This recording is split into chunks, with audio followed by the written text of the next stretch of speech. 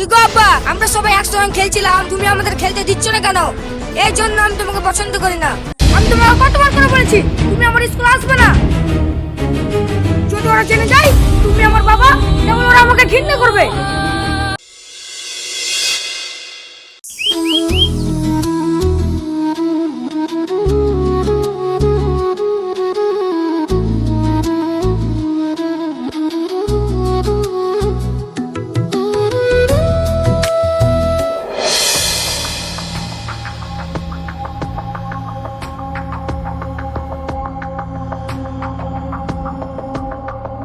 এই, তোরাকে এখানে খেলতে বারণ করিনি, তাও তোরা এখানে খেলছিস? এর পরের দিন থেকে যদি দেখতে পাই না, মেরে ঠ্যাং ভেঙে দেবো। চল এখান থেকে। আবার দাঁড়িয়ে আছে, চল এখান থেকে।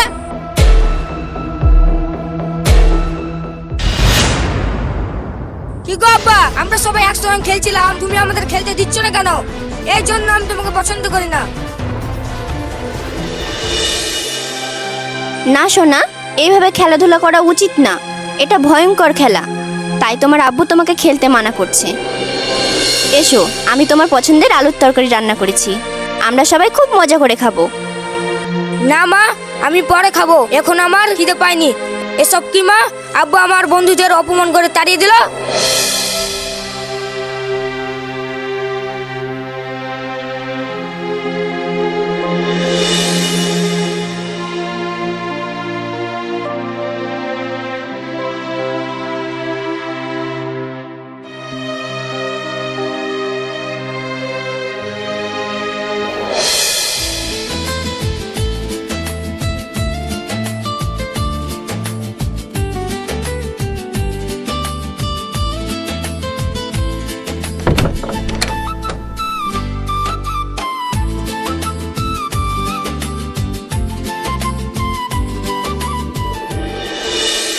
কি গো, এই মাসে কত টাকা জমা হলো? 1000 টাকা হবে? 1000 টাকা? কি বলছো? 2000 টাকা হয়ে গেছে গো। তাহলে তো আর 800 টাকা লাগবে। এবার তোমার চোখের অপারেশনটা করিয়ে নিও। তুমি যেটা বলছো এটা ঠিক, কিন্তু এই টাকাটা আমি আমার জন্য জমাইনি, এটা আমাদের ছেলের জন্য জমাচ্ছি। কারণ তাকে ভালো করে পড়াশোনা করতে হবে, তাকে ডাক্তার হতে হবে, তারপর না হয় চোখের অপারেশন করব। সে হতে অনেক দেরি। তোমার একটা চোখ না থাকা সত্ত্বেও তুমি তো স্বপ্ন দেখা বন্ধ করনি। আগে তুমি তোমার চোখটা ঠিক করো, তারপর এমনিতেই সব ঠিক হয়ে যাবে। আর তুমি যদি ভালো থাকো তাহলে আমরা এমনিতেই ভালো থাকবো। আমি একটা চোখে দেখতে পাই না, তাই বলে তো হাত পার বিষয় নয় যে অকেজো হয়ে গেছে। জীবনে যেভাবে চলছি সেভাবে চলতে দাও, কারণ এই টাকাটা আমি আমার ছেলের ভবিষ্যৎ উজ্জ্বলের জন্য খরচ করব। বুঝলাম, কিন্তু তোমার এই চোখটার জন্য তোমার এই ছেলে তোমাকে পছন্দ করে না। দিনের পর দিন তোমার থেকে আরো দূরে সরে যাচ্ছে। ও এখনো ছোট বাচ্চা, ও কি করে বুঝবে বলো? কাল যখন আমাদের বয়স হয়ে যাবে তখন দেখবে ও যত্ন করবে, খেয়ালও রাখবে। চলো, অনেক রাত হয়ে গেছে, ঘুমিয়ে পড়ো।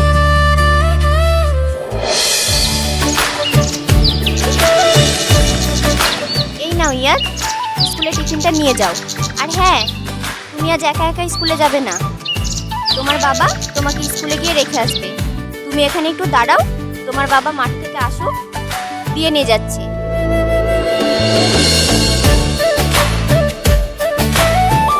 না না, আব্বা আসার আগেই আমাকে বেরিয়ে যেতে হবে, তাহলে আমি আমার বন্ধুদের সঙ্গে খেলতে পারবো।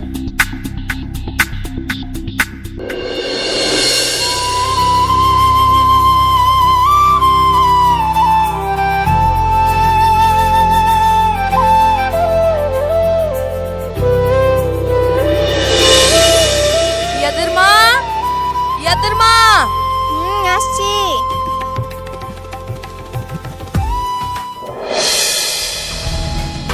কি গো, তুমি মাঠ থেকে আজ তাড়াতাড়ি চলে এলে যে? খুব ব্যথা করছে। তাই নাকি? তুমি এখানে বসো, আমি তোমার জন্য জল নিয়ে আসছি।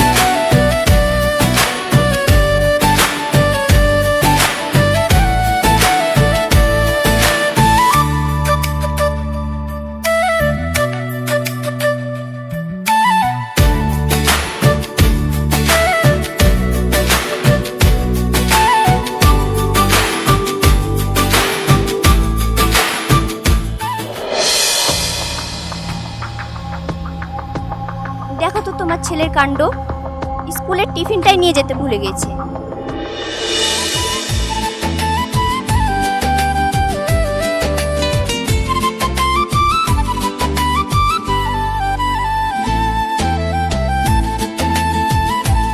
তুমি আস্তে আস্তে গিয়ে একটু দিয়ে আসো তো।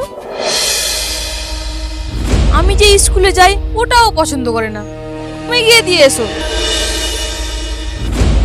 আমার ঘরে অনেক কাজ পড়ে আছে, তুমি একটু গিয়ে দিয়ে আসো তো। ঠিক আছে, দাও দিয়ে আসি।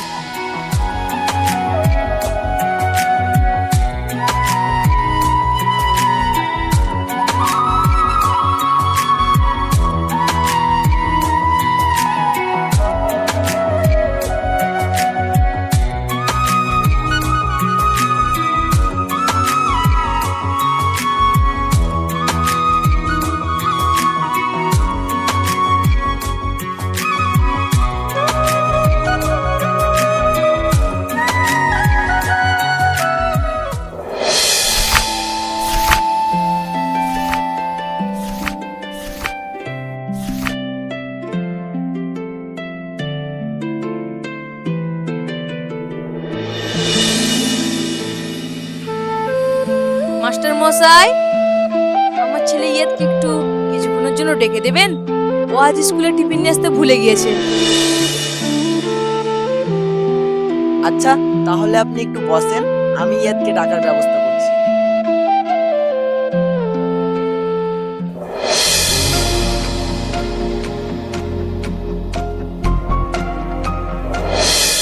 আমি তোমাকে কতবার করে বলেছি তুমি আমার স্কুলে আসবে না। যদি ওরা জেনে যায় তুমি আমার বাবা, তাহলে ওরা আমাকে ঘৃণা করবে। এখান থেকে তুমি চলে যাও, আর কোনোদিন আমার স্কুলের সামনে আসবে না। তুমি যদি আর কোনোদিন আমার স্কুলে এসো, তাহলে আমিও কোনোদিন স্কুলে আসবো না। আচ্ছা সোনা, এবার এটা নিয়ে নাও। আমি এই স্কুলে কোনোদিন আসবো না, তোমাকে কথা দিচ্ছি।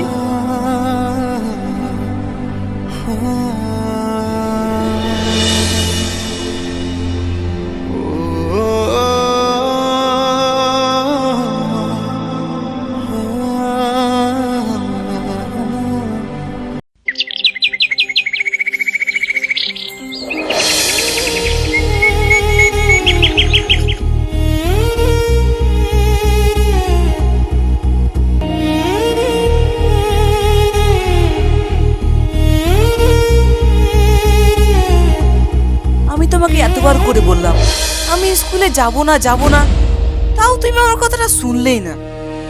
কেন, কি হয়েছে গো তোমার? আমি ওখানে কেন গেলাম বলো তো?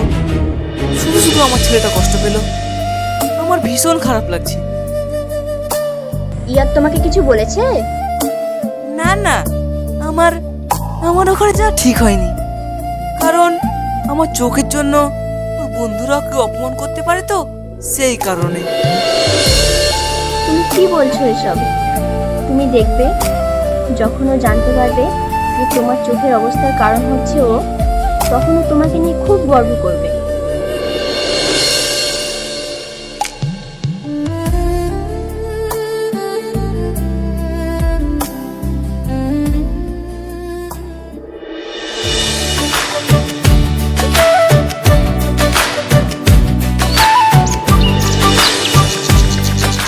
তামিম, আমি শুনলাম তোমার ছেলে নাকি শহরে পড়াশোনা করতে গিয়েছে।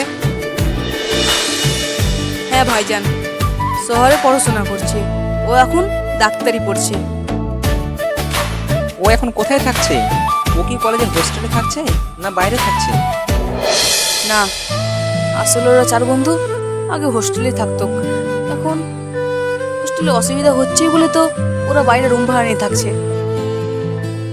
যদিও হোস্টেলে থাকতো তাহলে তো অনেক টাকা বাঁচতো, কিন্তু বাইরে থাকার ফলে অনেক বেশি টাকা খরচ হচ্ছে। আর তোমার যা আয় তাতে কি ওনার জন্য যথেষ্ট হয়? কি করব স্যার, ও ভালো থাকলে আমরাও ভালো থাকবো। আর আমরা যা মনে করছি তা তো আর ভালোর জন্যই করছি স্যার। আচ্ছা ঠিক আছে, তোমার কিন্তু এখানে রোজগার খুবই কম। তুমি যদি চাও তাহলে তুমি আমার সাথে শহরে যেতে পারো। তাছাড়া তোমার মতো বিশ্বাসী একজন লোক যদি আমার গোডাউনে থাকে তাহলে তো ভালোই হয়। আর তোমার থাকার ব্যবস্থা আমি করে দেবো, বাকিটা তোমার হাতে। ঠিক আছে ভাই, আমি বাড়ি গিয়ে স্ত্রীর সঙ্গে কথা বলে দেখি ভাই। আচ্ছা ঠিক আছে, যাও তাহলে।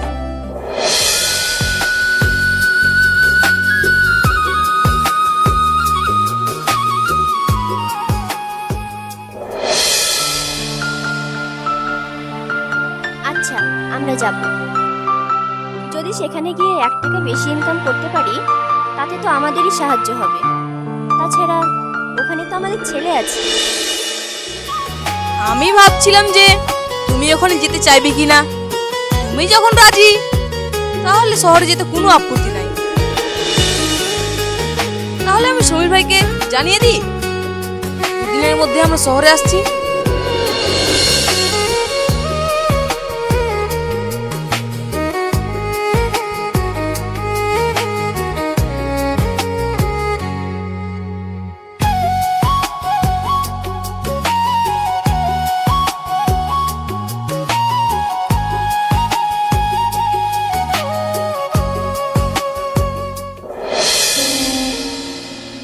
আমরা তো এখানে ভালোই রান্না বান্না করে খাচ্ছি, কিন্তু আমি ভাবছি আমার ছেলের কথা।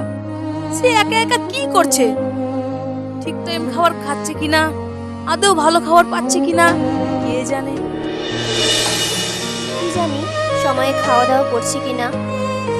চলো একটা কাজ করি, ও আমাদের সঙ্গে থাকতে চাই কি? তাহলে তো আরো ভালো হবে। এমনিতেই হোস্টেলে বন্ধুদের সঙ্গে থাকছে, খরচও তো বেশি হচ্ছে।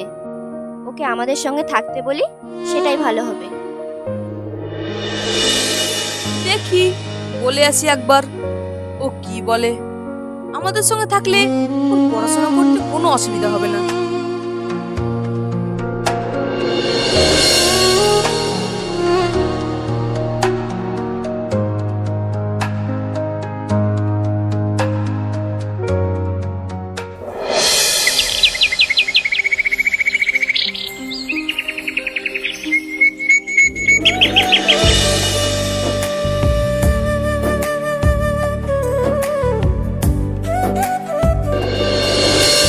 বলছি, এখানে ইয়াদ আর ওর 4 বন্ধু ডাক্তারি পড়ে, ওরা কি এখানে থাকে?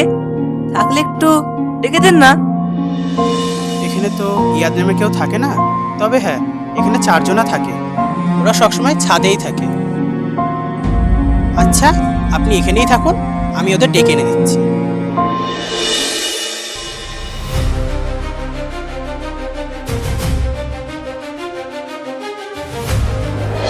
তুমি তুমি এখানে কেন এসেছো?